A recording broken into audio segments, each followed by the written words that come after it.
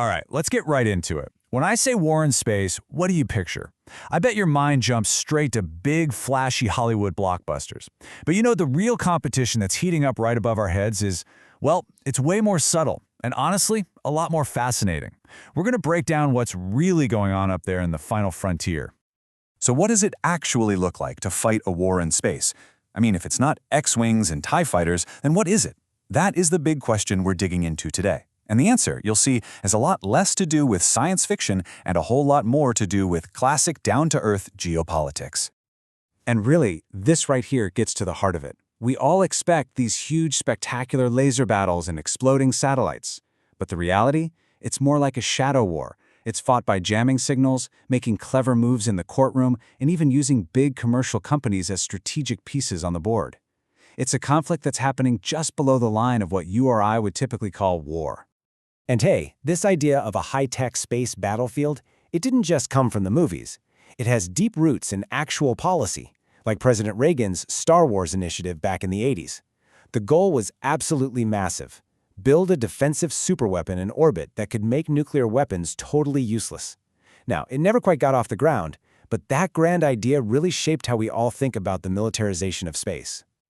But that grand vision, a single epic battle for space, that's just not what's happening today. So how is the real competition being fought?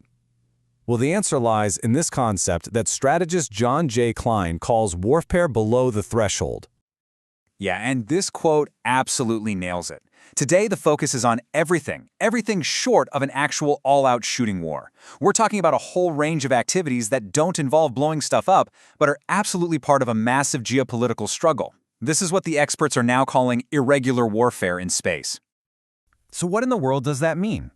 Well, think of it like this. It's about using a whole toolbox of methods, political, economic, legal, and military, to get what you want, all without kicking off a huge conventional war. It's really a game of influence and advantage, not a game of annihilation. Okay, so if this is the new game, what are the new rules? What do these irregular tactics actually look like when they're playing out hundreds of miles above our heads? It pretty much boils down to three key tactics. First, you've got harassment. Think of it as cosmic bullying, like tailgating another country's satellite or using a laser to temporarily blind its camera. Then there's lawfare, which is using international law as a weapon to corner your rivals. And third, and this is where it gets really interesting, is the use of proxies. And just so we're clear, this is not just some theory. This is happening right now. Countries like Russia and China are actively harassing U.S. space assets, and at the same time, they're working inside international groups to try and write legal rules that favor them, and of course, limit the United States. Now, that idea of proxies, to really get it, it helps to look back in time. Think about privateers. Back in the age of sail, governments would basically give private ships a license to go attack enemy vessels. Today, we're seeing the 21st century version of that, where companies like SpaceX are encouraged by governments to provide crucial satellite links and intelligence to allies, exactly like they've done for Ukraine's military. The state achieves its goal, but through a commercial partner. It's fascinating. So, with all these new tactics and players, you might think we need a totally new playbook for space, right? Well, the answer is, surprisingly, no. Let's dig into the core strategic idea behind all of this. And here it is, what might be the single most surprising argument in all of this. Space isn't special.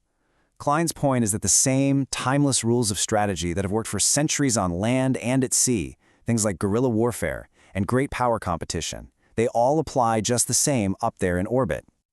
And a great way to understand this is to look at a classic debate from naval history. On one side, you had a guy named Mahan. He believed the whole point was to find the enemy's navy and destroy it in one giant decisive battle. But on the other side, you had Sir Julian Corbett. He said, no, what's more important is controlling the sea lanes, the routes that are vital for trade and communication. It's a really subtle but critical difference in thinking. And that is exactly where Corbett's ideas just click perfectly for space.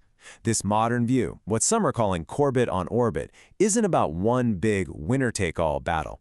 It's all about making sure you and your friends can use these celestial lines of communication, those orbital pathways for data, GPS, intelligence, you name it, while making it harder for your rivals to use them.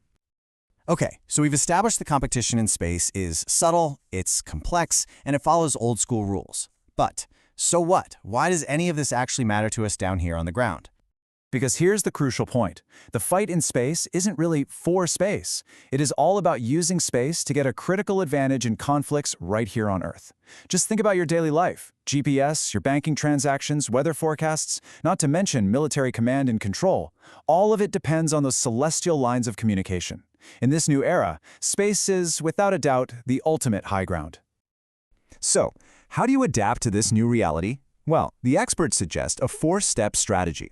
First off, you have to educate your strategists to think this new way. Second, you build for resilience. That means having constellations of lots of cheaper satellites, not just a few super expensive ones. Third, you get really good at attribution, so you can call out who's responsible for these sneaky threats. And finally, you have to lean in and work closer than ever with your greatest assets, your commercial and allied partners. So, as we wrap this up, it's pretty clear that the future of space conflict is going to look a lot less like a sci-fi movie and a whole lot more like a global game of chess. It's a game that's played constantly, with moves and countermoves happening every single day in that quiet darkness right above our heads. Which kind of leaves us with one last big idea to chew on. Maybe the real final frontier isn't about conquering space and planting flags on distant planets. Maybe it's about the constant, complex struggle to use space to secure and improve our way of life right here on planet Earth.